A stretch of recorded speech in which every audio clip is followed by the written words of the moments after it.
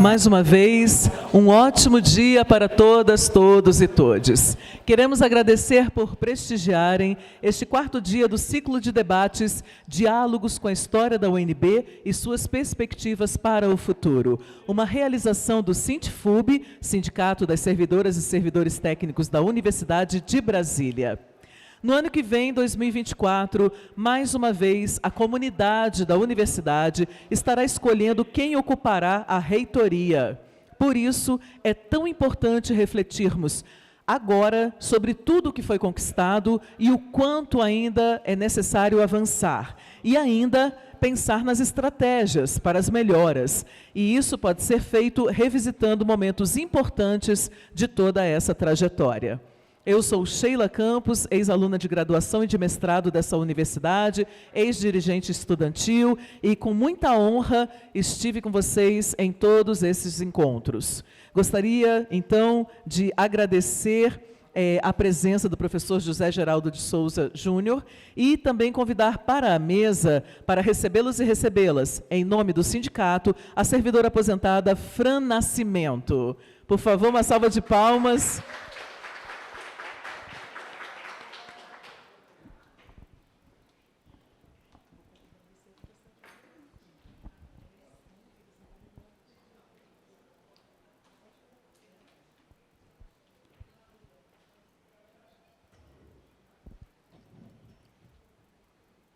Nosso muito bom dia a todos, todas, aqui presentes mais uma vez nesta manhã radiante, onde nós estamos novamente fazendo o debate da nossa universidade.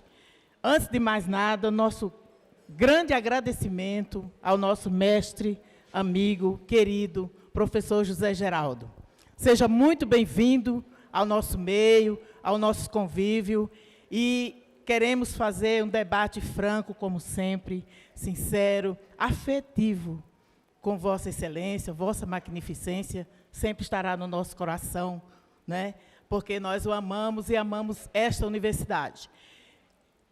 Nosso muito obrigado a todos aqui presentes, porque sabem da importância do momento que estamos vivendo.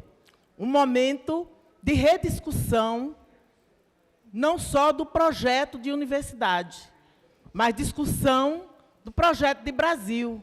Que Brasil nós queremos? E a oportunidade é ímpar, porque tivemos momentos muito difíceis, até dolorosos para a nossa instituição, momentos de tentativas de asfixia da nossa instituição e também dos trabalhadores e trabalhadoras que aqui persistem, que lutam, que resistem. Então, a nossa alegria é grande de participar, mais uma vez, desses debates. Esta universidade tão carente, né, de reviver, de trazer de volta a prática do debate. Nós que entramos aqui nos anos 70, nós sentimos essa falta. Conversava outro dia com, acho que na festa da Dumb, com um professor do departamento de música, onde nós perguntamos por que, nos anos 80, 90, nós tivemos alguns concertos tão interessantes, a concha acústica, vocês lembram? Nós participamos de concertos com a professora Odete, nós tivemos tardes memoráveis, que coisas lindas. Nós participamos, por exemplo, não só aqui na universidade, mas participamos de concertos na torre de televisão. Nós tivemos no governo Cristóvão concertos com Milton Nascimento. Nós tivemos concertos maravilhosos com a Orquestra de Brasília. E tudo isso vem à nossa mente e nós perguntamos, por quê? Porque a universidade hoje está incapaz de reproduzir novamente esses eventos. Cadê o pessoal do departamento de música? Nós sabemos que a produção musical, ela continua, os cursos continuam. E o que aconteceu? Por que que, em função da pandemia, nós sabemos, muito se perdeu, nós nos perdemos, nós perdemos tantos colegas, amigos, coração doendo, ficamos aqui amargurados nas nossas casas. Muitas vezes queríamos estar aqui e não podíamos. Mas a nossa resistência foi maior, é maior, e nós estamos aqui. Então, parabéns para nós que estamos aqui. A nossa saudação àqueles que estão do outro lado, não podemos esquecê-los jamais. Mas nós queremos e acreditamos, temos a esperança de que se reconstruam esses momentos aos quais eu acabei de me referir. Porque a vida humana, gente, ela continua, apesar de tudo e apesar de todos. E aqui nós temos ao nosso lado hoje um mestre que muito tem nos ensinado sobre essas resistências, sobre essas realidades, porque é um mestre que, como Francisco de Assis falou, ele não vive apenas do discurso, ele vive da prática. A prática da naturalidade, a prática da simplicidade. Francisco disse um dia aos seus irmãos: ide e pregai o evangelho. Se necessário, usem palavras. Ele cumpre este ditame, ele trilha esse caminho.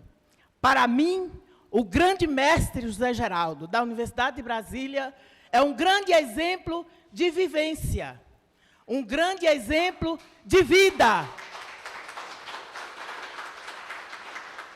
Vida em defesa da democracia, vida em defesa, acima de tudo, dos direitos humanos. Então, é um grande orgulho, é uma grande alegria, é uma grande satisfação tê-los aqui neste debate. Um bom debate para todos nós, que a gente consiga rediscutir projetos maravilhosos para esta universidade. Essa é a nossa esperança.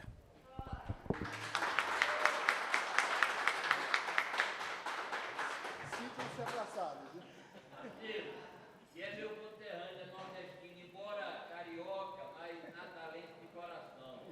E amigo de infância, viu? Nós nos conhecemos. O direito se acha na rua. Amém!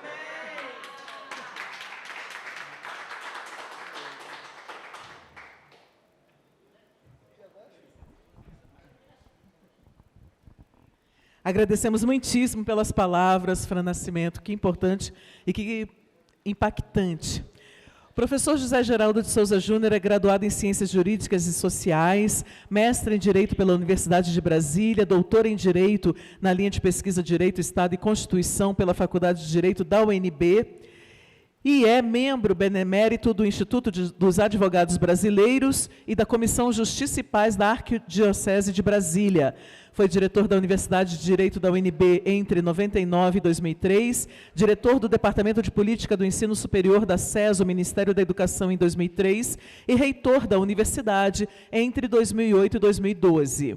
É professor titular da Faculdade de Direito na graduação e pós-graduação e do Programa de Pós-Graduação em Direitos Humanos e Cidadania da Universidade de Brasília, além de coordenador do projeto Direito Achado na Rua, que conta com 10 volumes publicados pela editora da UNB, além de 6 volumes publicados pela editora Lumen Juris, na série Direito Achado na Rua também, e é colunista de relevo e permanente de colunas nos jornais Expresso 61, Brasil Popular e da coluna Lido para Você, publicada semanalmente no jornal Estado de Direito. Após a sua participação na CPI do MST, que viralizou na rede mundial de computadores, a revista Fórum resgatou um momento em que o professor afirmou sobre a Universidade de Brasília, abre aspas, é a única universidade do Brasil que não tem muros, nem no plano físico, nem no plano simbólico. É uma instituição que se projeta para o futuro, fecha aspas. E também a própria revista registrou que o professor é, abre aspas, conhecido por ser um grande protagonista da luta contra o autoritarismo, participando ativamente de diversas iniciativas voltadas à promoção e à defesa da cidadania, do ensino, com práticas pedagógicas sensíveis voltadas à efetivação dos direitos humanos, da justiça e da democracia. Professor, 1 minuto apenas, eu separei um pequeno, não é um poema, é o trecho de um texto teatral para o senhor. As tiranias todas se parecem, na censura, no obscurantismo, na brutalidade, na violência. Chegam vestidas de verde-oliva, atadas à sua permanente obsessão pela morte. Contra elas nos insurgimos, mesmo errados, sem conhecer a extensão de suas forças, inundamos as ruas, cordões de jovens e sonhos desencontrados contra a cavalaria. As tiranias todas se parecem, a resistência que os povos lhes opõem igualmente se parecem, na teimosia, nos lenços brancos que cobrem as cabeças das madres e abuelas de maio, cavando com seu pranto na pedra impassível dos muros o nome de seus filhos, entoando canções de amor e de memória para impedir o esquecimento, e insistindo até que as mãos da justiça um dia alcance a garganta dos algozes. Texto de Graças à Vida, do nosso escritor Pedro Tcherra, Hamilton Pereira, 2023. Professor José Geraldo, nós queremos agradecer sua presença e, a partir de agora, para discorrer sobre o passado, o futuro da UNB, os seus desafios, a palavra é sua. Bem, agradeço a Sheila essa emotiva introdução do debate de hoje, né? Veja que o artista ele não fica contido nas palavras, né? Ele se expressa de todos os modos, né? E o sensível é uma comunicação, né? A gente se emociona. Duplamente, né? Primeiro, pelo que ela evocou. Segundo, pelo momento que a gente tem agora, né? De encontro, de compartilhamento, de troca de experiências, de projetos, né? Também queria agradecer a Francisca as palavras de acolhimento. Outro dia me disseram que Francisco nunca disse isso, né? Mas são algumas frases importantes que as pessoas encontram nos ícones, né? Aquela do Quixote, que Sancho, é importante mudar o mundo não é uma questão de ação política, é uma questão de justiça. Eu procurei no Quixote inteiro e não achei essa frase. Mas o padre Hernani me disse que, se Francisco não disse isso, deveria ter dito. É bem a cara dele, né? Eu tinha me preparado para um começo um pouco mais formal, né? Mas eu dizia para a Sheila e para o Francisco aqui há pouco, que entrando no recinto e para o Magno, né? Eu tomei um susto, né? Eu disse, eu estou entrando num sindicato ou num museu? Porque todos que estão aqui, e todas, né, são figuras com as quais eu venho me relacionando há quase 40 anos.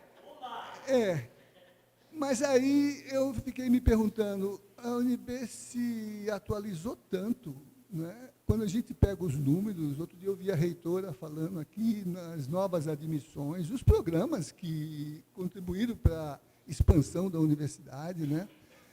Onde estão os jovens? Né? E aí eu acho que essa é uma questão importante da gente considerar, porque este sindicato, que é um sindicato de universidade, sempre foi marcado por uma pedagogia da ação política, né? E, portanto, não é só um sindicato corporativo que constrói agendas de reivindicações econômicas, funcionais, é um sindicato de cidadania. E o que caracteriza um sindicato de cidadania é que ele educa para os direitos, para a democracia, para a ação política. E, portanto, se a gente quer discutir passado e futuro de uma universidade, onde está o intergeracional? Quer dizer, como é que a gente faz para mobilizar os jovens que, se não estão visíveis na ação política, talvez é porque a gente não está percebendo exatamente qual é o modo pelo qual eles fazem ação política. É claro que pode ser festa, mas a festa, Sheila me dizia, lembrando também, na nossa conversa de há pouco, né? Aqui nada se desperdiça, né? De um grande filósofo do século XVIII, né, que escreveu sobre as ciências e as artes. E ele dizia lá atrás, né, que o sentido da arte e da ciência é contribuir para a felicidade humana. E eu tentar construir um discurso sobre as ciências e as artes, que, aliás, foi prêmio de um concurso de monografias, né? Estou falando de Rousseau, né? Sheila me lembrava que ela estudou esse texto na formação dela, né? E que Rousseau dizia que talvez a questão da educação para a felicidade fosse algo que estivesse numa pedagogia que não fosse a pedagogia dos livros sisudos, dos manuais, mas das celebrações, das festas, né? Dos momentos de convivência fraterna, solidária, onde também se faz educação política. Por coincidência, Francisca não ouviu essa parte, era Magno e Sheila, gente das artes, né, que a gente conversava, e Francisca abre a fala dela e diz: cadê a arte? Cadê as festas? Cadê a música? Né, que antes a gente tinha no contexto do nosso cotidiano. Por isso que, quando fui reitor, eu instituí o sarau da toda sexta-feira, né? Magno foi o animador do campus, né? E ele, com os colegas dele, tinha uma agenda, né, que mobilizava os jovens, estudantes e professores. Eram mobilizações principalmente dos estudantes de arte que vinham, e também da área de ação comunitária, que vinham para as agendas de celebração na vivência do campus, né? Eu tive sorte, pude conviver com o destino de que, no meu mandato, eu tive duas grandes efemérides: os 50 anos de Brasília e os 50 anos da UNB. Então, uma marca importante dessas celebrações foi a festa, foi a arte. Eu pude reeditar a experiência do FLAAC. Nós tivemos um ano de universidade sem muros, com a cidade celebrando. Teve um dia, né, Magno, que aqui nesse espaço entre o Minhocão e a reitoria, tinham 30 mil pessoas em vários palcos, fazendo teatro, fazendo shows de música internacionais e nacionais.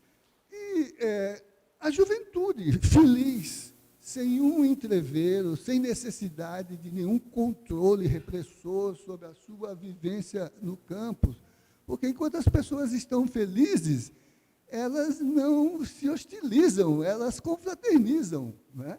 Elas se abraçam, fazem coisas mais que isso, mas isso não vem ao caso, né? Então, eu diria assim que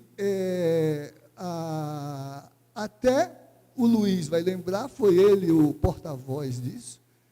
na comemoração dos 50 anos, o Luiz trouxe a expectativa de uma outra comunidade acadêmica, os acadêmicos da Asa Norte, não a nossa universidade, mas a escola de samba, né, que queria homenagear a UNB no cinquentenário, e foi feita, né, uma proposta da academia, né, de samba, né, de fazer o carnaval com esse mote, a homenagem ao UNB.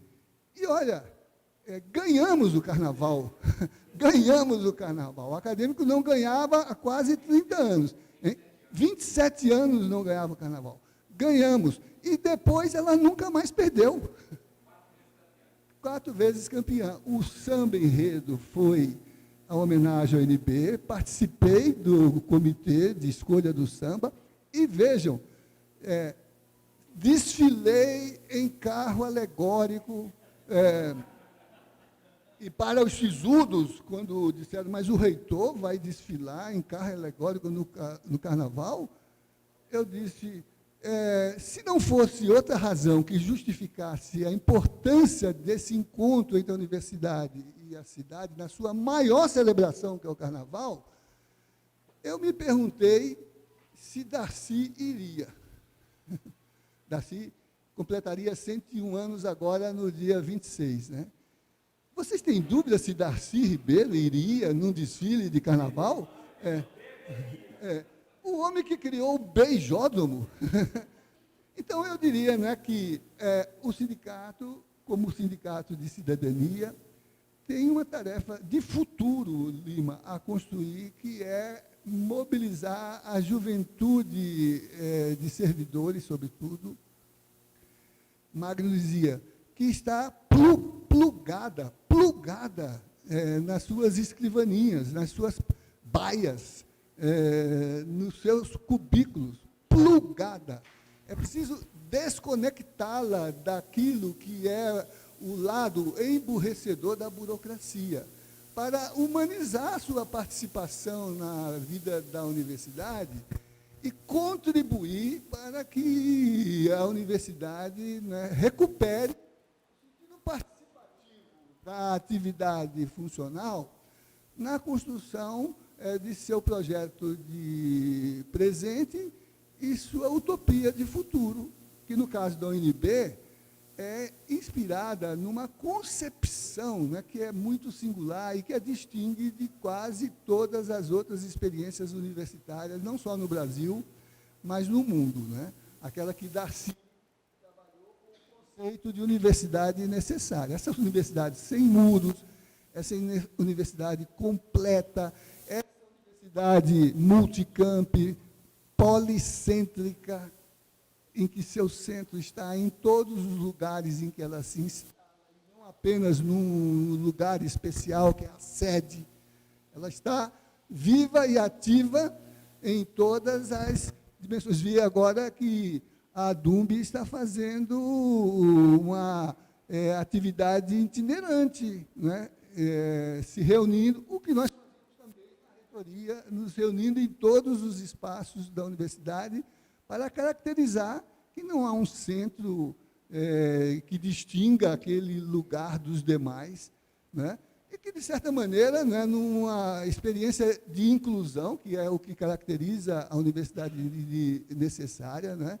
Não ser apenas um lugar diletante, de excelência no sentido do que a vaidade dos que nela vivem, mas de ter compromisso com o social, de trabalhar na perspectiva de responder aos problemas do social. Aquelas duas lealdades de que falava Darcy e Anísio no projeto, quando disse que a lealdade da UNB era dupla, porque tinha compromisso com o saber civilizatório, mas ela tinha que responder às necessidades da sociedade e do povo, responder aos problemas do povo, né?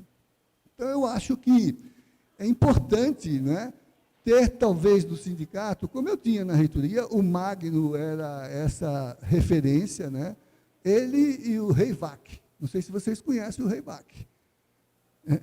Eles não conhecem, Magno. Você conhece, né?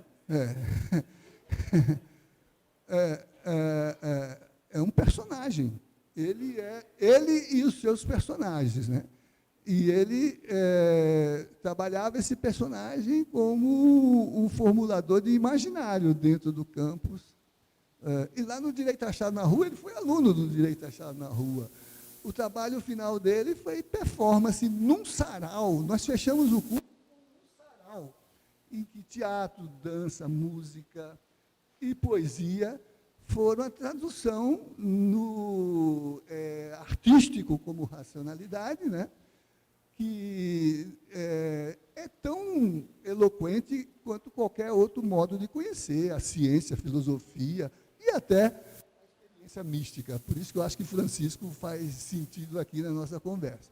Bem, eu poderia, e isso está nos meus escritos, né, trabalhar a ideia de universidade e até, como dizia Boaventura de Sousa Santos, a universidade de ideias, né, no contexto da experiência de um sistema que é único, porque, enquanto modo institucional, talvez, tomando, por exemplo, o Estado como uma referência de instituição, até mais antigo do que o Estado. O Estado ainda não tinha sido formado e as universidades já se institucionalizavam como modo de atuar no social, criando valores, interpretando o real e formulando diretrizes para ações políticas.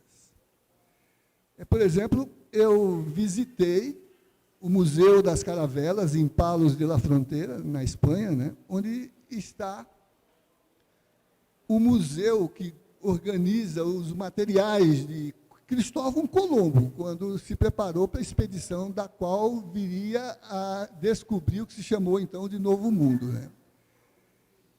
A gente pensa no Colombo como aquele aventureiro, né, que saiu ousadamente, né, por mares de dragões, territórios não explorados, né, e descobriu a América, né? Quando eu entrei no Museu das Caravelas, o que me chamou a atenção foi um estante onde estavam os livros que Colombo lia. Então, o aventureiro não era um ativista sem reflexão.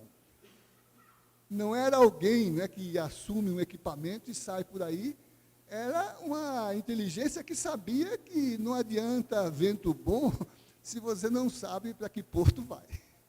Né? Então, eu fiquei olhando os livros que Colombo lia, e impressionante, numa Europa, né, que começava a trabalhar para se constituir um espaço importante no mundo, não era até então, o espaço importante do mundo era no Oriente. O Colombo foi buscar no Oriente as referências para poder orientar a sua expedição. Então, lá na estante dele, que livros estão lá? Livros de Avicenas, de Averroes, de Alfarabi. Grandes pensadores que fundaram universidades no Oriente. Universidades como a de Alexandria, por exemplo, onde Lucas estudou. Dizem, também não sei se é verdade, mas como ele era grego e era médico, é possível que tenha estudado lá.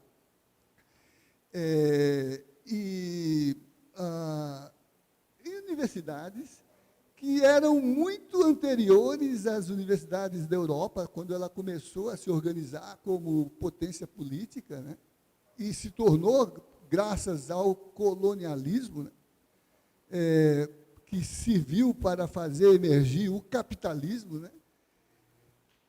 E mesmo na Europa, então, as universidades foram fundadas há 1000 anos. O Estado nem existia. E por isso que estou falando dessa questão, não para entrar nela, para não desviar o meu tema, mas para marcar um ponto. Porque é dessa antecedência que vem uma noção, não só histórica, mas política, de um conceito que hoje, no presente, nos convoca e nos desafia para o futuro. O conceito de autonomia.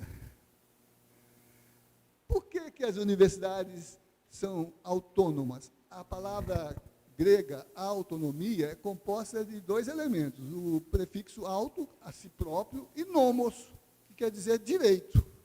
Autônomos, que se dá a si próprio o direito.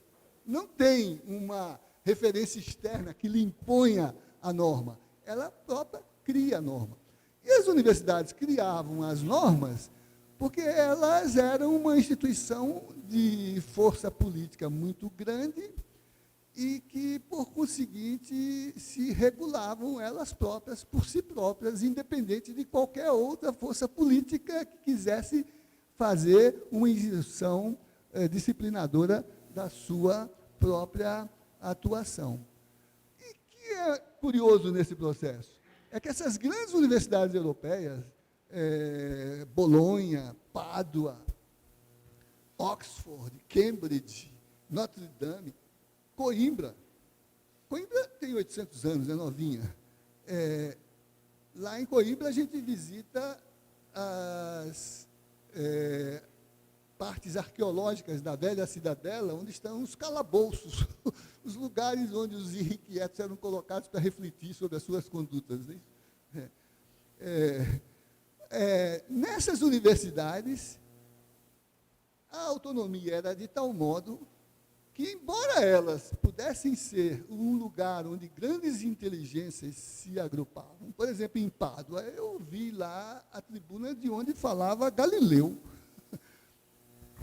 O teatro o médico, que é uma espécie de arena, onde tem as arquibancadas e lá embaixo está a mesa de cirurgia, né? Onde dava aula falópio. Você tem falópio dentro de você, né? As trompas de falópio, não é isso? Todas as mulheres aqui, né? Os reitores dessas universidades eram os estudantes. Galileu dava aula, Falópio dava aula, mas quem dirigia a universidade eram os estudantes. Não era uma autoridade acadêmica. Claro que o estatuto da universidade pressupunha que o conhecimento articulado ali pela força daquelas expressões de inteligência tinha que ser livre também. Por isso que, junto com a autonomia, vem a liberdade de cátedra, a liberdade de ensinar. Em termos, porque mais tarde essas coisas vão se matizando e alguns poderes vão também se constituindo, por exemplo, antes ainda do Estado, o poder eclesial, não é isso? Na Europa, mas também no Oriente, com os mulás. Né? Avicennas teve a sua instituição destruída pelo fundamentalismo dos mulás.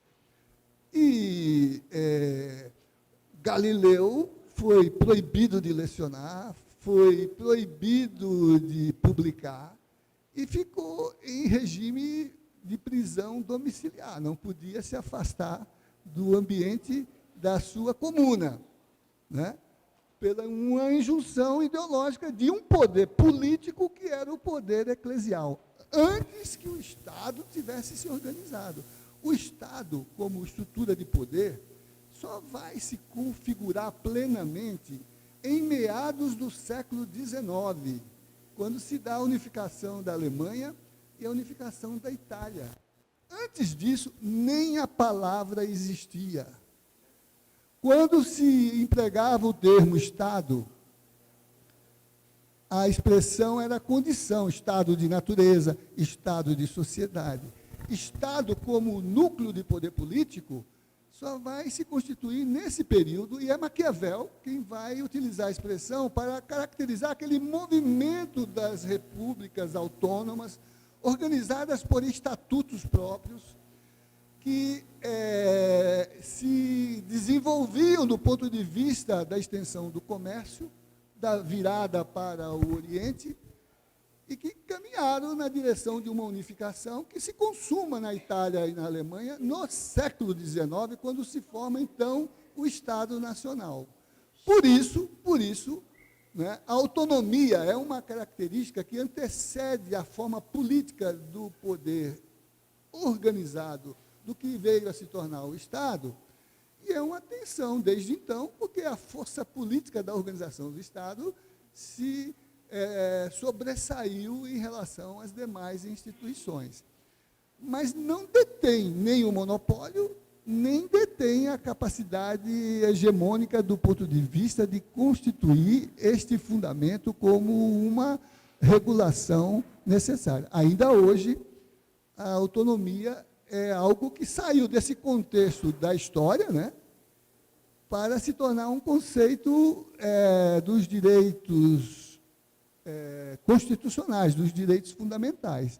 E é por isso que, nas constituições modernas, mesmo com a existência do Estado como centro de poder político, detentor do monopólio da jurisdição e da normatização, a autonomia da universidade é preservada, não só simbolicamente, mas de maneira também legal, né? Algo que sofre injunções. Eu quero depois voltar a isso no tocante à nossa condição de presente e de futuro.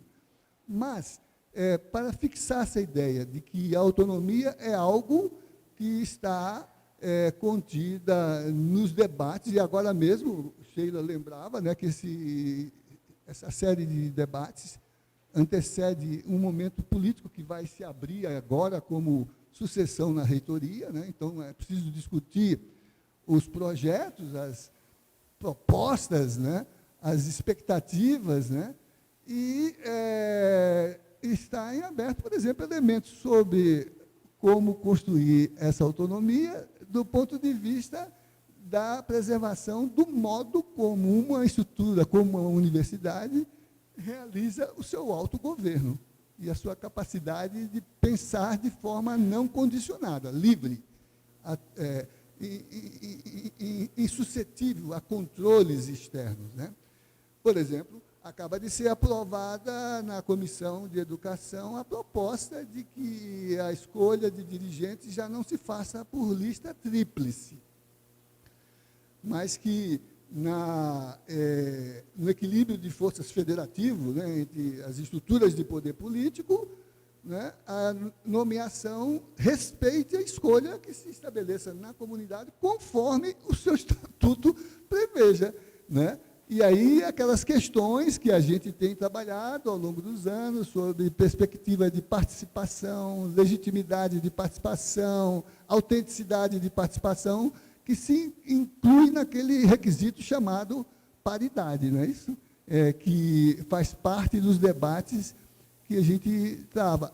A resultante dessa aprovação na Câmara, em âmbito de comissão, é fruto das nossas ações políticas, né?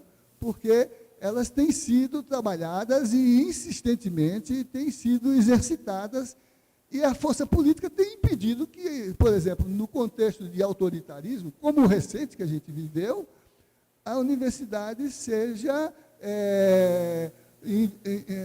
invadida, sofra intervenções, né, por forças que querem contê-la, fazer a crítica do seu pensamento livre ou ajustá-la ao seu modo de pensar a gestão da política e da sociedade, né? Então, por exemplo, a gente pode voltar a essa questão da autonomia, porque também o contexto histórico relativiza esse processo. Mas, para vocês terem uma ideia, passado da UNB, quando ela foi fundada,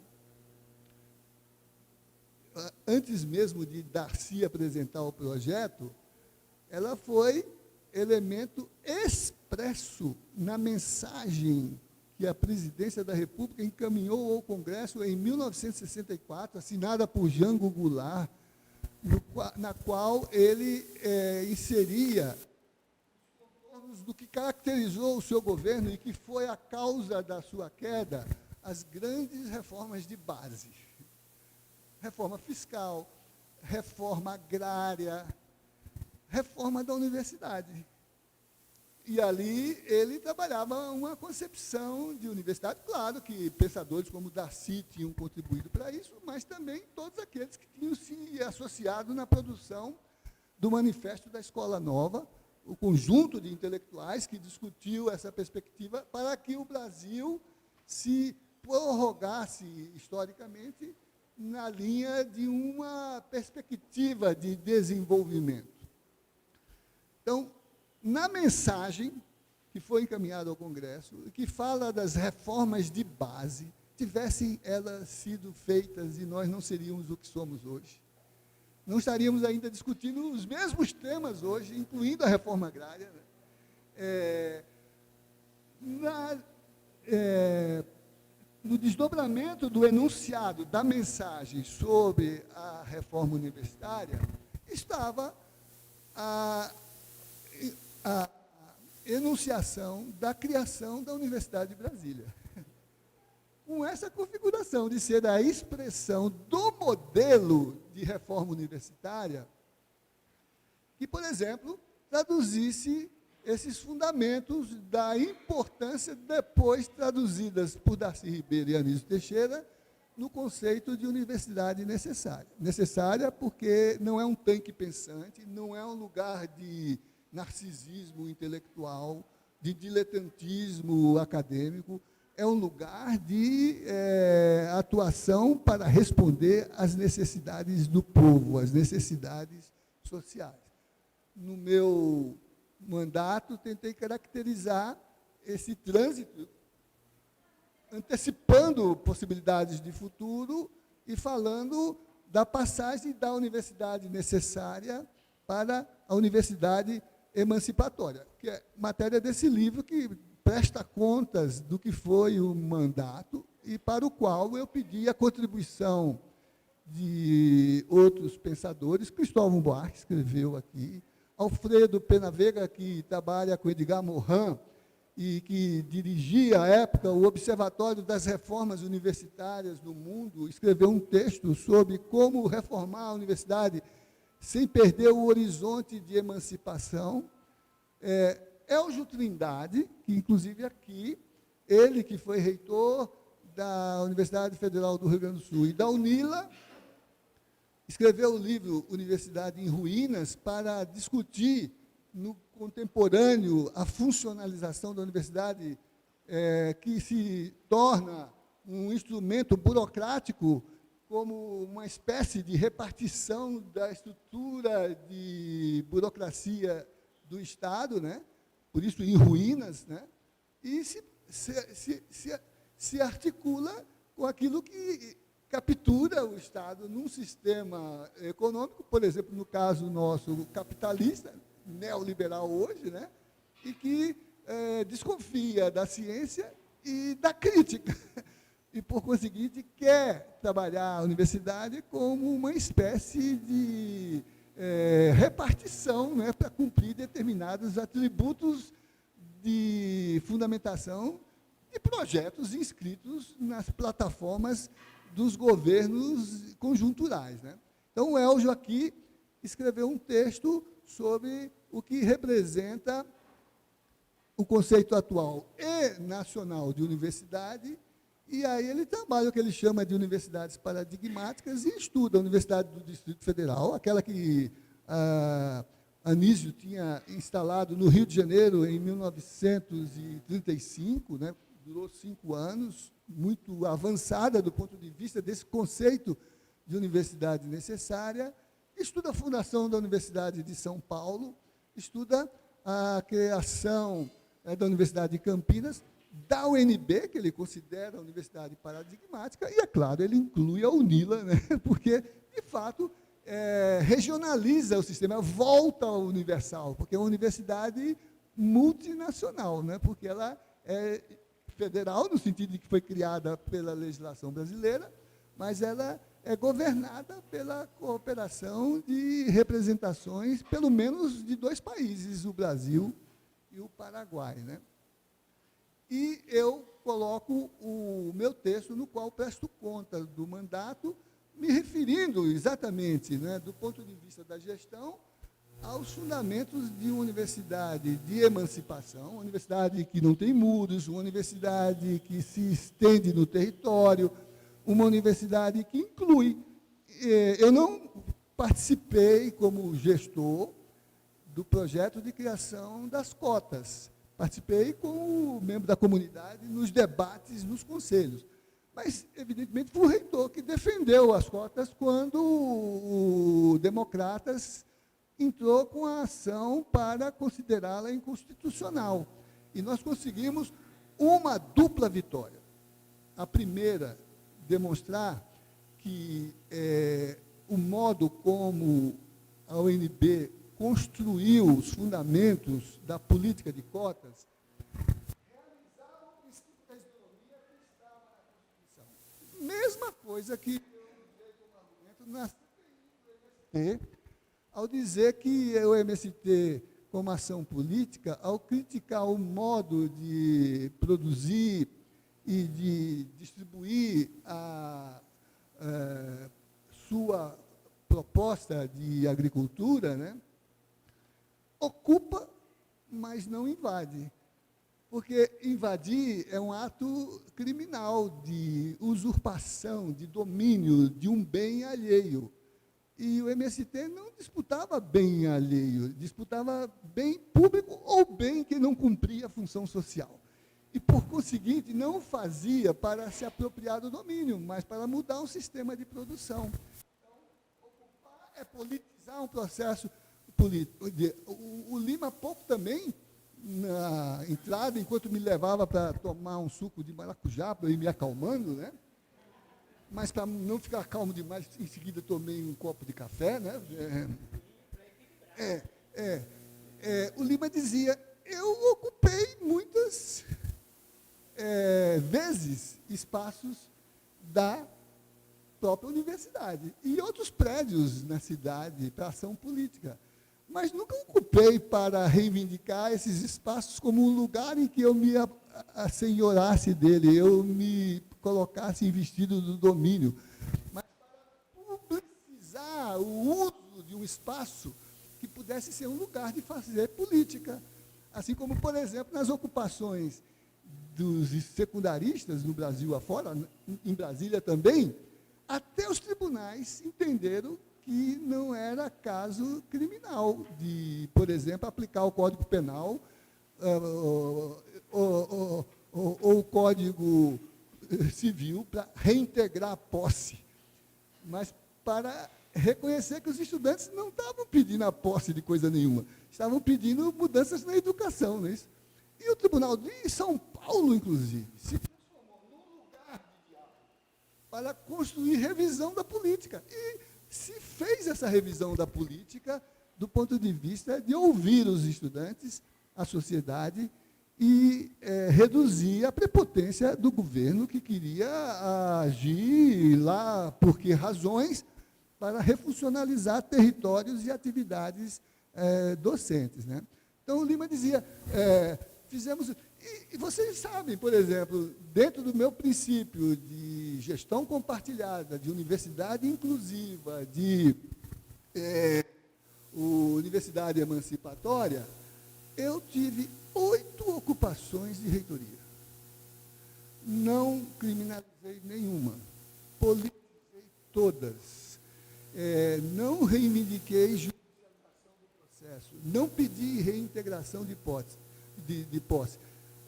Mediei com as agências de ação política da universidade a agenda da mobilização estudantil e nunca perdi a gestão da reitoria, por exemplo, quando ali diferentes grupos estiveram em maior ou menor número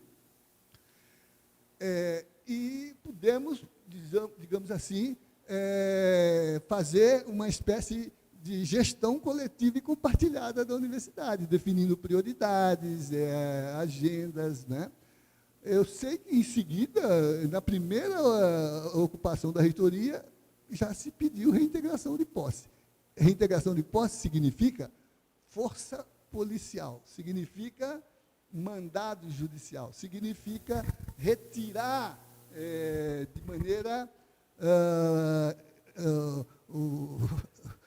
por que meios for, né, aqueles que ali estão. Ao contrário, quando eles estavam comigo na reitoria, não na minha sala, mas em alguns... Claro que os servidores, às vezes, se incomodavam, achavam aquilo constrangedor, não estavam habituados a compartilhar esses espaços. Todos nós estamos plugados nas nossas baias, né? E se a gente não tem consciência política, tudo isso se torna um transtorno para a nossa própria atividade. Mas conseguimos, inclusive, assegurar que não faltasse alimentação e até segurança para que eles não fossem 8 ocupações, nenhuma reprimida, nenhuma sem um resultado que não fosse no interesse geral da universidade e da própria reestruturação e expansão da universidade. Então, lá na questão das cotas, né, o Supremo reconheceu que a universidade estava cumprindo e realizando a Constituição e não precisava sequer de lei para isso. Porque o argumento dos democratas é que era ilegal porque não tinha uma lei que permitisse. E a universidade disse, a lei é a Constituição e eu a interpreto como função de criar isonomia. A minha leitura da Constituição é uma política afirmativa. O Supremo disse sim. E aí, com a sua decisão, um tipo de ação que a decisão do Supremo é vinculante e, portanto, é regulatória, né, tornou legal o sistema. Vocês sabem que depois, em função disso, a governança, inclusive, criou um sistema legal de ação afirmativa, com cotas sociais, e a UNB assimilou as cotas sociais, sem renunciar às cotas raciais. Quer dizer, cumpriu a Constituição, independentemente de lei, realizou autonomia. E o segundo pressuposto que está contido nessa forma de entendimento é que a política universitária é uma política que produz resultados sociais. Ao aceitar a ação afirmativa, legitimou uma política da instituição, né, que agora, por exemplo, 10 anos, o Senado revendo, não só manteve, como ampliou. Internamente, tivemos problemas de entendimento, há setores, a gente viu que, por exemplo, durante o período autoritário recente, esses setores saíram dos armários, dos desvãos, do rodapé, né, e andaram aí colocando suas ideias de fora e foram até assumir funções em governo fascista, né?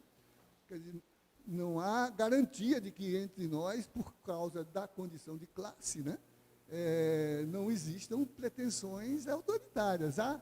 Por isso que a necessidade de debates como esse, para a gente saber, né, como distinguir as várias formas com as quais o autoritarismo volta sempre a se manifestar. Não é um fenômeno lá do primeira metade do século XX. Humberto Eco diz que ele é eterno. E definiu uma série de características para a gente perceber uma dessas formas de perenidade dessa proposta autoritária, né? Uma delas é o horror ao pensamento crítico. Por isso, escola sem partido, por isso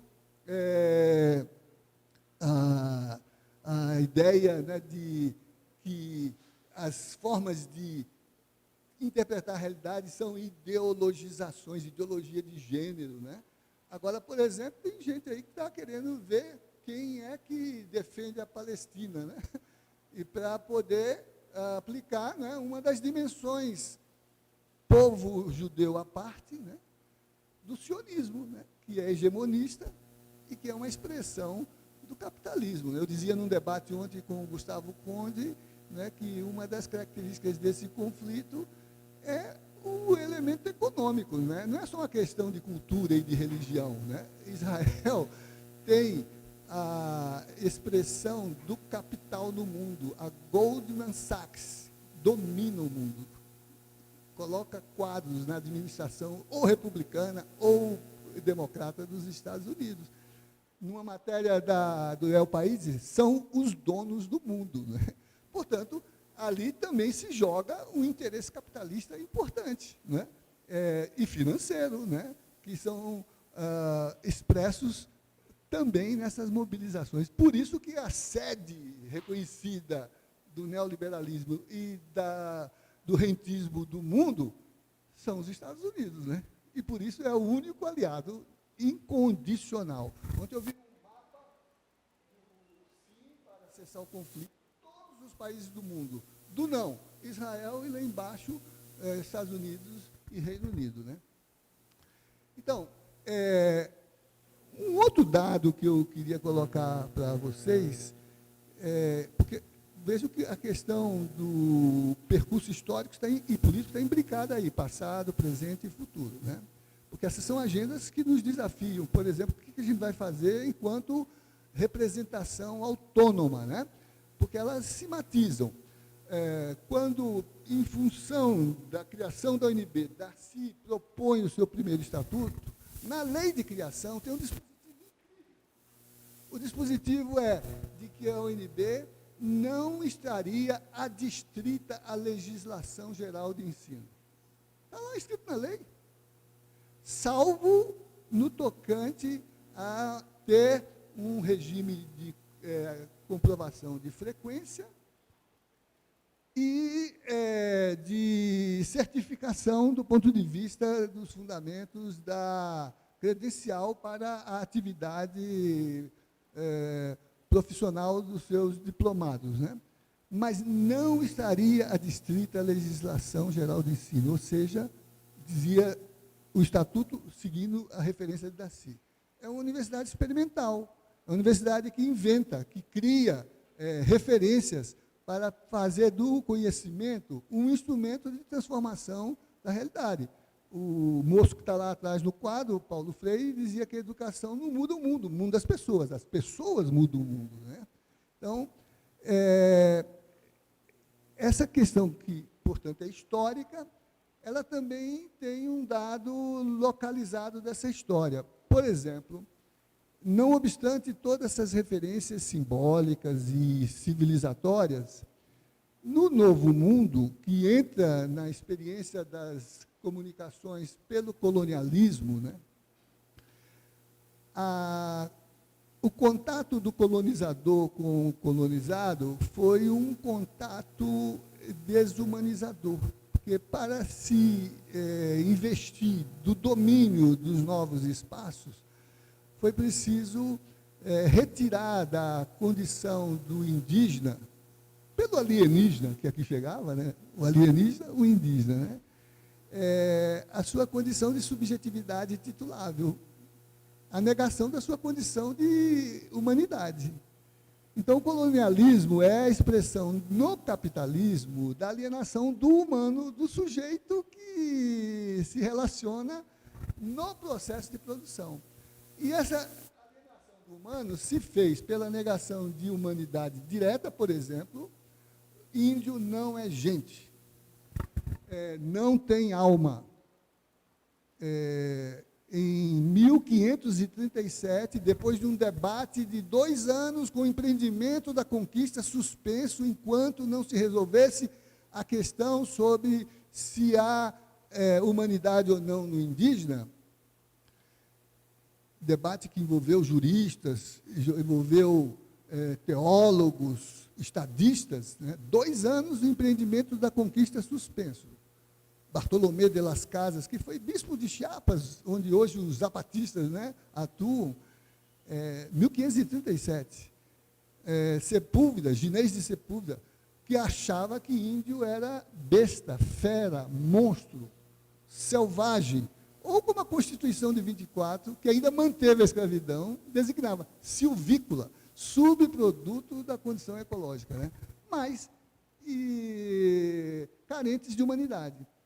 O debate foi assimilado pelo Papa da época, Paulo III, que, numa bula, a Sublimes Deus, reconhece que os índios, nossos irmãos, são gente como nós, têm alma e podem receber os sacramentos e dispor de seus bens. Limitado, tem que se cristianizar, mas tem alma. Papa Francisco fala a todo instante de realmar a economia, realmar as relações sociais, realmar a política, né? Todo dia ele está falando em realmar. É nesse sentido de reconhecer o humano que foi negado pela ação econômica e ação política.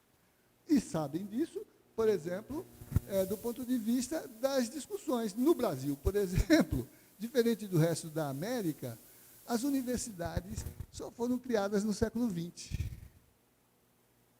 Enquanto que no resto da América foram criadas no século XVI. 1500 já tinha universidade no Peru, em São Marcos, em Santo Domingos. As teses que nós hoje defendemos foram formuladas em Córdoba, na Argentina, na reforma de Córdoba, quando os estudantes se revoltaram e pediram participação na gestão da universidade, a reforma de Córdoba. Aqui, só no século XX, em 1920, criaram uma universidade que só funcionou para conceder um honoris causa ao rei colonial da Bélgica, que escravizava o Congo, transformou o Congo numa propriedade privada, né? E depois, quando a USP foi fundada em 1936, de tal sorte que somente com a UNB é que se cria uma universidade concebida enquanto projeto, né? E por isso, com essas características históricas, né, mas que, por exemplo, dialogam com uma espécie de racionalidade burocrática extremamente subordinante, né? Porque todo o nosso período imperial e republicano foi autoritário.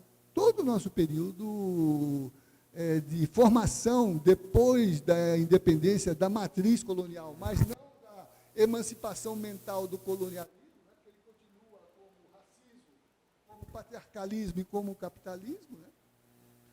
Toda essa nossa construção se fez do ponto de vista de uma tentativa de injunção sobre a condição do trabalho livre da experiência universitária. A UNB trouxe essa proposta.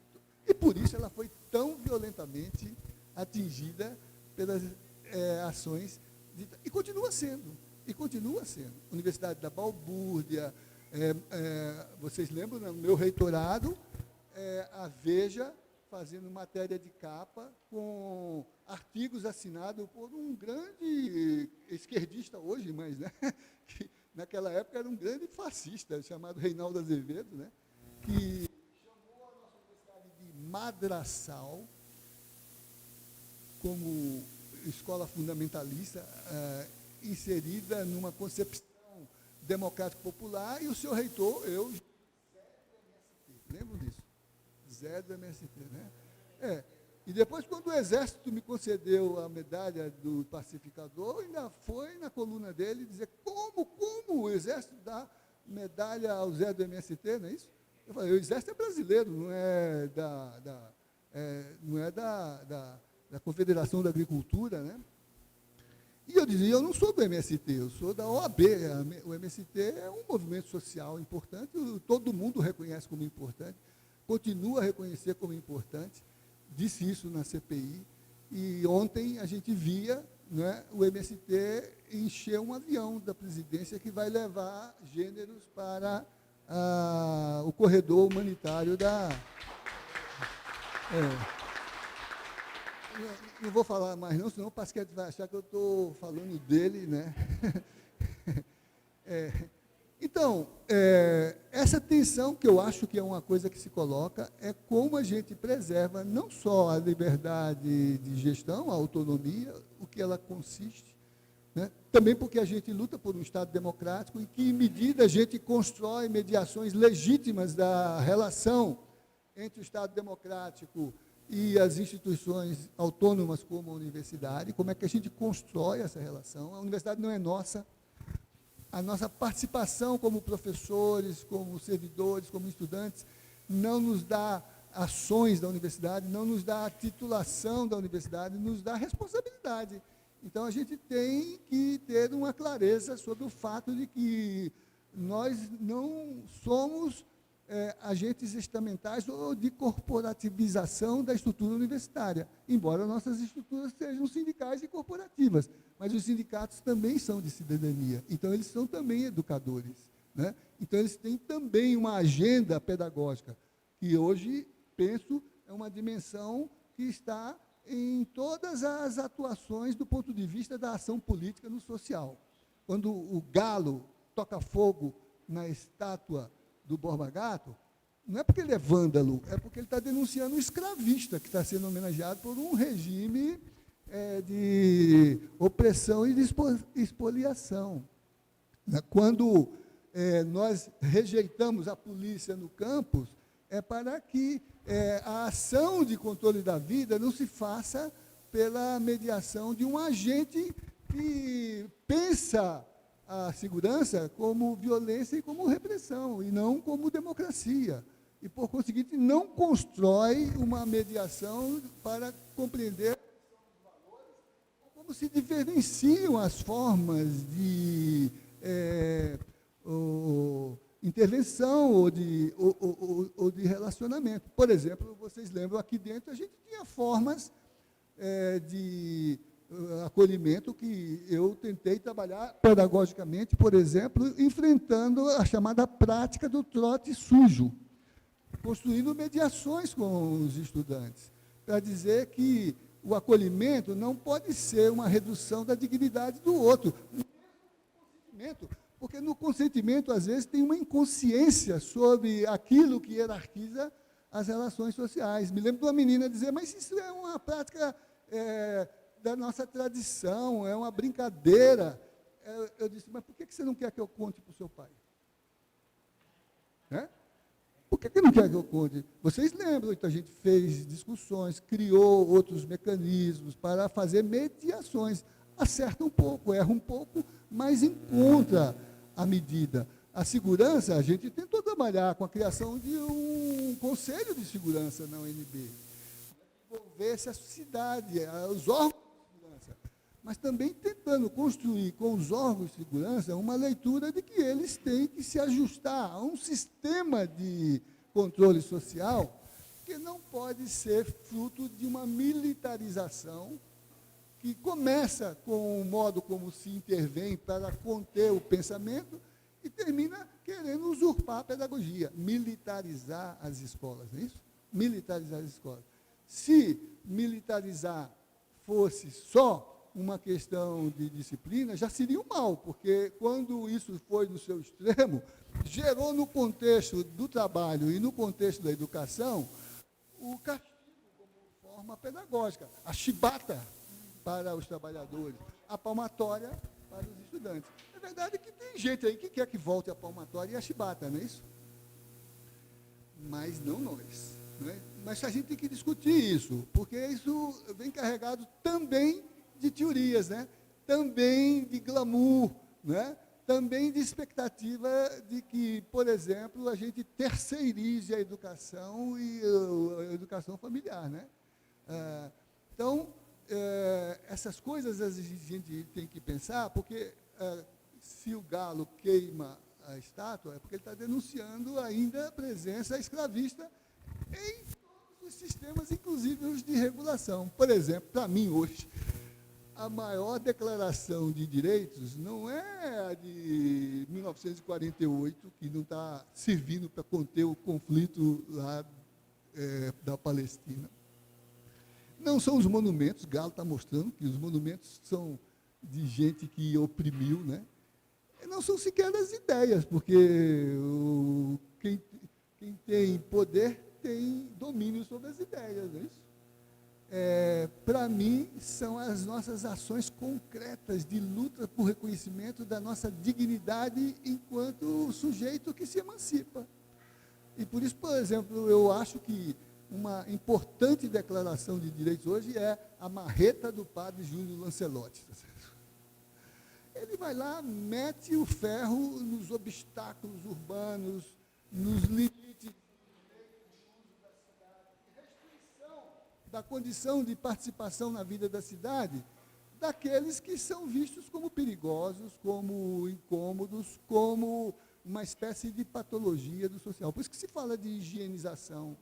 Higienizar é limpar a cidade da presença incômoda daqueles que não são vistos como cidadãos e nem como gente, né? Quando aqui, embora a bula do Papa já dissesse que índio é gente, e a Constituição de 88 já dissesse que é sujeito de direitos, né? Jovens tocaram fogo num pataxó. Quando eles foram apreendidos, um deles disse: eu não sabia que era índio, eu pensei que era um mendigo. Tá certo? Exato. Piorou um pouco, mas revelou muito. Revelou o quanto a gente ainda hierarquiza. O mendigo, o índio, a mulher, a criança, o trabalhador, né? Na linha da alienação, por exemplo, hoje a plataformização, né? Que faz com que o sujeito perca também a sua humanidade, né? Então, eu queria dizer assim, o futuro é valorizar esses instrumentos. Por exemplo, agora mesmo, a Comissão Interamericana de Direitos Humanos, preocupada, final de 2019, com as injunções autoritárias nos sistemas universitários no continente, editou diretrizes para a liberdade de ensino e a autonomia da universidade. Editou diretrizes para liberdade de ensino e autonomia da universidade. Que diretrizes são essas? As que restringem, mesmo em nome da regulação, a redução da capacidade crítica da própria ação da universidade. A capacidade, por exemplo, de pensar a sociedade, de oferecer sugestões, de fazer a crítica das políticas, de ser capaz de construir programas que emancipem. Por exemplo, superamos condições da origem colonial, porque houve independência política dos países que tinham o domínio de metrópoles exploradoras. Pensa que no tempo da colonização, não eram só as metrópoles exploradoras, eram as injunções do capital. O Brasil foi, por exemplo, colonizado por portugueses, por franceses, por holandeses, por SAs. Um dos momentos mais fortes da colonização aqui foi o domínio que sobre o nosso território. E a produção de commodities foi administrado por uma tal de Companhia das Índias Ocidentais, um SA. Né? E essas estruturas orgânicas continuam a fazer a gestão da política do contemporâneo. Por isso que o artigo dizia que o Goldman Sachs é o dono do mundo. E as estruturas orgânicas, que são multinacionais, não são transnacionais. Né? O Banco Mundial, por exemplo, financia reformas de justiça no mundo. No Brasil, uma tese nossa aqui, leu todos os contratos. O fundamento deles está na cláusula de garantia dos negócios. Não está na cláusula de garantia da justiça. Nem menciona a justiça. É funcional, é modernizar, é gerar burocracias inteligentes, racionais. Claro que a burocracia é importante. O escritor Toynbee dizia que a força de domínio do grande Império Romano foi feita em parte por suas legiões, mas em grande parte por sua burocracia. Se não fosse um quadro de servidores com grande qualificação, capazes de construir logística, comunicação e celeridade nas gestões, o Império não teria se formado. As estradas, os aquedutos, as escolas, os coletores, os administradores das províncias sob gestão do Império. E, portanto, a burocracia é uma racionalidade. E a inteligência, por exemplo, quando eu fui reitor, vocês sabem, eu trabalhei essa dimensão da valorização da burocracia. O trabalho como trabalho digno e decente. A ouvidoria era inscrita como autonomia, sem que houvesse interferência da gestão, porque o ouvidor tinha mandato, era para garantir o trabalho decente, a dignidade dos direitos humanos nas relações de trabalho, que se envolvia nos programas de atenção à saúde e nas condições de que o trabalho não fosse opressivo. Por isso, aquela tese da flexibilização da jornada. Enfrentamos com dureza, enfrentamos um governo progressista que queria subordinar o trabalhador a uma jornada. E nós conseguimos vencer, vocês lembram, até aqueles mais recalcitrantes. E acabamos, não sei como está hoje, mas, de algum modo, o conceito entrou e a universidade, eu até hoje sou chamado aí para falar em universidades Brasil afora sobre como foi construído o projeto da flexibilização, que não era reduzir o tempo de trabalho, era dignificar o tempo de trabalho, mas incluir no tempo de trabalho o tempo de formação, o tempo de capacitação. E por isso que vi a reitora dizer que ela está ampliando o sistema de capacitação da gestão, com titulação, mestrado, doutorado, que não é só dignidade do ponto de vista de ostentar um PhD, um master na sua biografia, isso é representa progressão e é salário, mas representa, sobretudo, capacitação. Por isso que a gente tinha também criado um sistema editorial de edição dos trabalhos produzidos nessas atividades pelos servidores. Eu cheguei a editar 2 volumes, não sei se continua, de boas formulações de gestão universitária, porque ele não só representava da autoria aos servidores, portanto, um nome qualificado do ponto de vista da sua biografia funcional, mas tem um banco de talentos. Eu passei a consultar esses livros sempre que uma vaga se colocava para ser preenchida por um agente administrativo do sistema universitário, né? Bom, são esses os impulsionadores. Eu acho que essa passagem do necessário para o emancipatório é uma exigência de futuro. Como eu disse, a independência política, o livrar-se da metrópole ou das injunções subordinantes não eliminou da nossa cultura a colonialidade que progride na nossa forma de inserção naquilo que foi o dano da colonização. Os teóricos dizem que esse dano está em 3 elementos principais.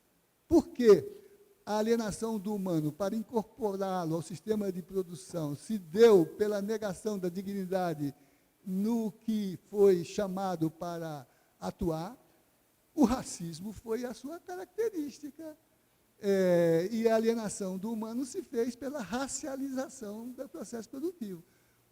O recrutado para o trabalho foi recrutado pela escravização. E a justificativa da escravização é alegar que não é humano, né? Indígenas, africanos, né?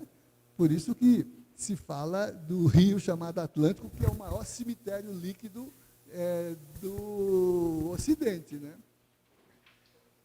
O patriarcalismo, porque recusou a dignidade da presença do feminino na política e na ação produtiva. Olha os debates ainda hoje sobre, por exemplo, ter marcadores de gênero para as funções públicas. As juízas agora conseguiram que as listas não sejam só genéricas, mas que sejam separadas, listas de candidatos homens, listas de candidatos mulheres, para alternadamente assumir os postos, né?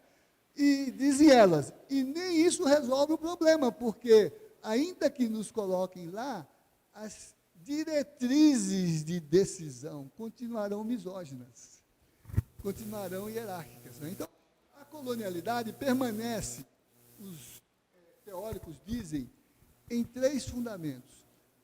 Aquele que diz respeito ao poder, porque o poder continua dos homens de bem. Homens de bem não é os que têm dignidade, é os que são proprietários, tá certo? A origem da Constituição de 24, que dizia que a cidadania era era da renda e não do trabalho. O trabalho era escravo, então não tinha cidadania. E, portanto, só o proprietário era cidadão. Elegia e era eleito, dirigia e era gestor. Né? Então, isso não mudou. A classe ainda é um fator que hierarquiza. Né? Não há negros na estrutura de poder, há na subalterna. Não há mulheres na estrutura de poder, há na subalterna. Então, o poder é um elemento da colonização que a universidade precisa construir como uma forma de esclarecimento das políticas. O saber, né? Por exemplo, com as cotas, a gente mudou a cor